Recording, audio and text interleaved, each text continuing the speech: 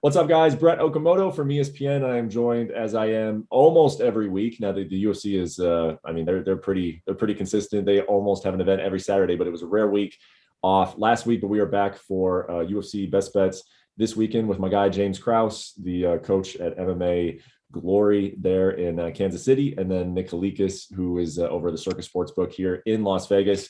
As I mentioned, we had no action last week, but the week before we had a good week, guys. We did have one fight fall off. Nick, you were on Jonathan Martinez. Unfortunately, he didn't fight, but you had Meatball Molly, who was a big storyline out of that card. Looked incredible. Looked incredible. She looks great, entertaining. Won her fight. Won Nick and hopefully you viewers some money. And then James just staying hot with the parlay. Aspinall, Shore, pretty easy on both of those guys. He told you to parlay them. Hopefully you did. So let's look ahead to this weekend. It's right back here at the Apex. It is Anthony Smith versus Ryan Spann at the light heavyweight division. Anthony Smith, when I was looking at it this morning, guys, minus 170. Spann coming back at plus 145. Nick, I want to start with you. I honestly, this morning when I looked at the line, that was the first time I had looked at it. So has it moved? Where did it open? And where are people placing their bets so far on this matchup? Well, right now for us, it has moved a little bit towards the dog. I opened at minus 185 for Anthony Smith, and Spann is now at minus 170 right now is Anthony Smith. And Spann is plus 160. So it's minus 185 plus 160. Now it's down to minus 170.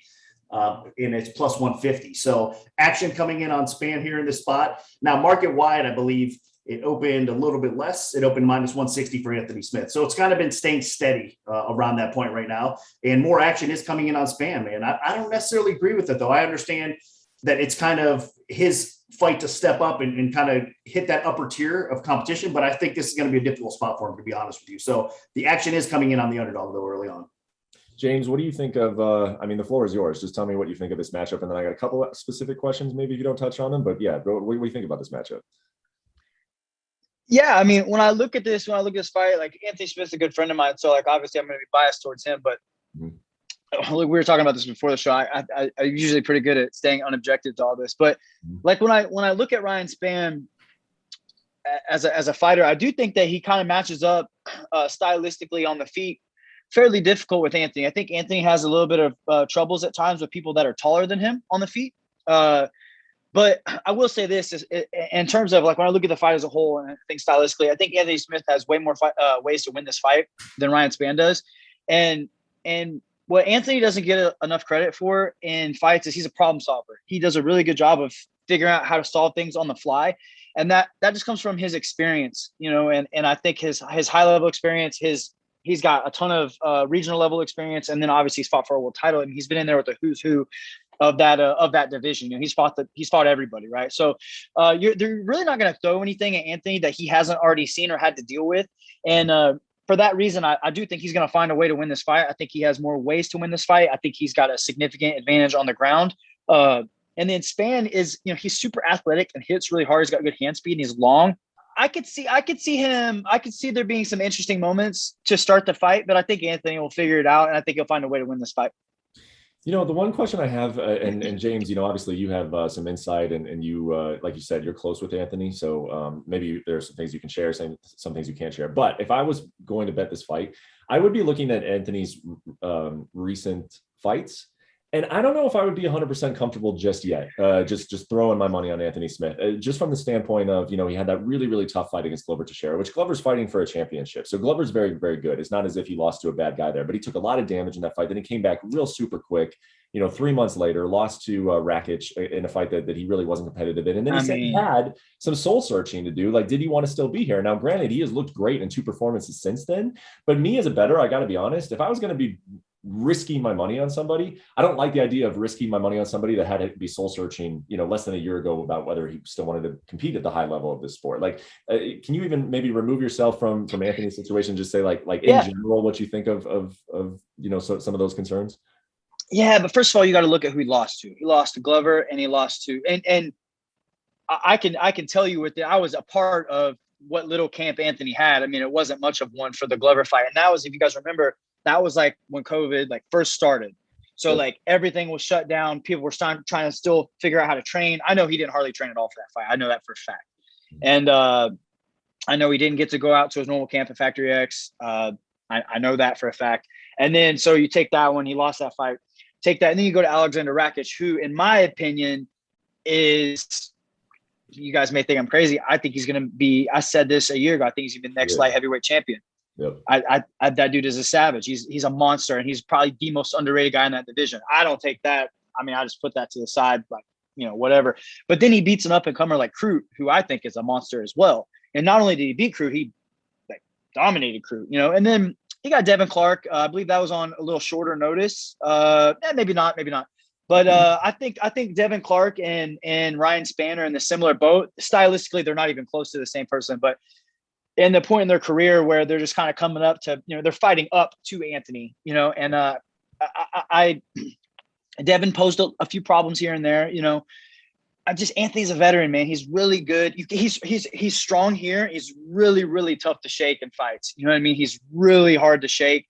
I like him in 5 rounds in this fight. I do like him in that. I just think he's going to find a way to win. You know what I mean? Like he's really good at that. He doesn't get enough credit for it, but he's tough to shake mentally in fights. He's super, super durable. He's got great jiu-jitsu. He's got a granite chin. I just think he's going to find a way to beat Spann. If this fight hits the ground and Anthony gets on top, I think it's going to be bad for Spann. But we'll figure out. Spann's he's hungry, and this is a fight that he needs to win to put him up. Nick, in general, Spann's been here for a minute. I think he's 5-1 now in the UFC. How has the betting market treated him? Do they look at him as a guy who's got a ton of potential, and has he been a favorite, and the money's come in on him before, or how are they sizing him up, the betting market? Yeah, no, I think people respect him. I mean, like James said, he's got that athleticism, he's got that length, he's got that power. I mean, he's fought decent competition even before he came into the UFC. So there's been some buzz and some hype around him. I just think that overall throughout his career, even pre-UFC, you've seen so many holes in his game that I don't have that faith or, that respect as much as some of the other people do. But like you said, he's had success in the UFC. And this is a step up fight for him that if he could get this fight, then, everything changes for him. I think if he could get this W here. But I'm not a firm believer though yet. I mean, like I said, he's got so many defensive flaws in his game. I think Anthony Smith has proven to me, especially on this late run, despite, like you said, those couple losses and maybe his mental state at times, if he still wants to compete at this level, I still think he's proven to me that he's faced better competition, and he's pulled off some great wins, way better than he's facing this weekend. So I just think this is too much too soon for Spann. I'd like to see him kind of fight and get a couple more W's before he steps up to this spot, to be honest with you. Okay, Nick, where's the total sit at? What can you tell us about the total? Right now, it's actually 2.5 under 20. So look, I mean, if Spann wins this fight, it's probably going to be inside the distance. He's probably going to finish Smith, despite him being so tough. I understand, even John Jones, whatever. I get the scenario. I mean, Anthony Smith, like I said, he's been in there with some great competitors. But if Spann does get it done, I don't think it's going to be on the scorecards. So it's probably going to be fairly quick, maybe in the round or two, right? And at the same time, I think Anthony Smith can expose Spann's weaknesses. Like you said, on the ground, maybe some submission flaws, defensively at least. And then on the feet, it's that chin. Spann has been rocked. He's been hurt. He's been put out. So I think that, Anthony Smith can expose that as well. So not a lot of faith in the over. It's under 2.5 rounds right now, around -120. All right, not a lot of faith in the over. I know a man who always has faith in the over. It's James Krause. We're going to work on those shirts that just say bet the over. Hashtag. Hey, somebody tagged me. Somebody tagged me on a shirt on Twitter. It said, yeah, it's pretty good. It's the bet the over. No, I actually got the under on this one. The 2.5. The 2.5 makes it a little dicey, but 4.5 it would for sure be under. But man, I like Nick said, if Spann's going to win this, it's under 2.5 rounds. I don't see him knocking Anthony out, but I do think he's going to try. And Spann hasn't had the best gas tank, and I just feel like over the course of that, if that fight hits the ground at all, man, it's going to be one-way traffic for Anthony. I could be wrong here, just because of Spann's athleticism in the first. I could see it being a little dicey, but I just feel like Anthony, if he gets on top, it's going to be a tough fight for Spann to win, especially over the course of 5 rounds. Now, if there's like a, I don't know what the odds, if there are odds on like under 4.5, I would even bet that even more. You know what I mean? Like even if the odds were tougher in my spot, I would put that way higher, because I just feel like I don't see this going 5 rounds. I just don't see it. 2.5 could be a little shaky. I'm sure Spann's training hard because this is his first main event, I believe. He's got to bring it. He's fighting up to Anthony Smith. Main event, 5 rounds, the deal. But Neither one of these guys settle into fights like we've talked about before. Both these guys are finishers, and I don't see this fight going to this. Let me just add this real quick too, for some of the newbies out there that don't understand maybe the round totals. I mean, 2.5 round actually is going into the third round, or about halfway through the third round is the 2.5 round mark, right? Because that's basically 12.5 minutes we're saying it's going to go under. So it's not really, I think a lot of people will look at the 2.5 round total and say, oh, it has to go like halfway in the second round. No, that's not it. It's actually the third round, halfway through the third round, basically is what you're getting if it goes under 2.5 rounds or not. So you do got some cushion to work with in the first 2 rounds. Yep. All right. Good talk on the main event. And this is one of those cards that it has even odds throughout the whole thing. So I'm really looking forward to your guys' best bets. There is one huge line out there. Arman Zarukian is a -800 favorite. He's the biggest favorite on the card. I'm excited to see him fight. That guy's got a lot of potential. I bet it. You already bet it. Way lower. Yeah. Way lower. Yeah. I mean, because the guy's great, right? I mean, he's great, and you know, James has made it known that these big lines don't scare him off as long as he doesn't see a way that this guy loses. It's value. Listen, if I put Arman in at -600 and he moves to -850, you can't tell me that's a bad bet. There's value there, right? It's not about price tag. It's about value, and you can't tell me that that thing moved 250 points and I just put a bad bet in. That doesn't mean it makes sense. You know, I don't know how Nick feels about this, but the line movement tells me I'm right here. Unless it's just all your money moving the line, James. Like the line comes out and then you get so much money on it that it goes through the roof. Am I wrong, Nick? Am I wrong? Oh, no. And it actually, look, to be honest with you, this line opened at -300, like offshore. Oh, my God. That's robbery. So we opened it a circa, let me tell you right now, because again, this is one of the spots where I kind of went over the market and I didn't care if we were scalped. So I raised the price and we opened it -660 actually when I opened it, right? So, and then we stayed on top of it. We moved it up. As the market came up to our number, we modified and moved it up as well, because I do think this guy's a future title contender, possibly a future champion as well. So yeah, it's his fight to win or lose, obviously. And you do have value. If you get the line -300, even -600, like you said, and it's up to like -800 now, there's value there for sure, even if it's a big chalky number. I agree. It's interesting. I'm glad we had this conversation. I was just kind of throwing out Zarukian because I'm looking forward to seeing him fight. But I do think that there are people out there who see a -400, -500, and just automatically they're never going to touch it. And sometimes there's at least a discussion to be had about considering those bets. So let's get to your guys' best bets. James, we know you got a bet on Zarukian now, but what are your best bets for this week? I'm going to give you guys a chalky play, and I know everybody hates that, so I'll give you guys a little bit more. Nicholas Mota he's -300 right now. I typically try to stay like, I don't want everybody to think like, oh, of course, you know, he's -300. Of course, he's going to get that right. Like that's not what I'm doing. I told you guys before, I look at value, but I also look at who I think is going to win this fight. Before the line started, I don't give a damn about that line. I don't see Nicholas Mota losing this fight. The level of competition is not even close. Mota has been in there with top tier people, beat good guys. I think this level is above his opponent here. I played him at -300. I straight bet it, no problem. Matter of fact, I doubled down on it. So I feel really good about that. But I know some of the people are like, oh, that's too much. So my second best bet, I'm gonna give you guys another one. My second best bet, I'm getting a little greedy now, you know, like I'm feeling myself, I'm getting a little greedy. My second best bet, and I typically don't like to bet on my own guys, but I'm gonna stay on objective here, and I'm gonna go with Dakota Bush. This fight opened that, at least that I've seen, at even money at they're both -110 apiece. Dakota Bush, you gotta I know a little bit of inside info because I'm training him for this fight. But the reality is he has never in his entire career done a training camp. He's never had a training camp. He's worked a construction job his entire career. He came here for 5 weeks, trained twice a day. His improvement level has skyrocketed.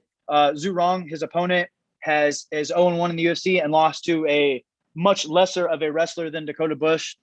I just think Dakota is on his up, and I think stylistically he matches up really difficult for this kid. I think I've seen him at -130 now.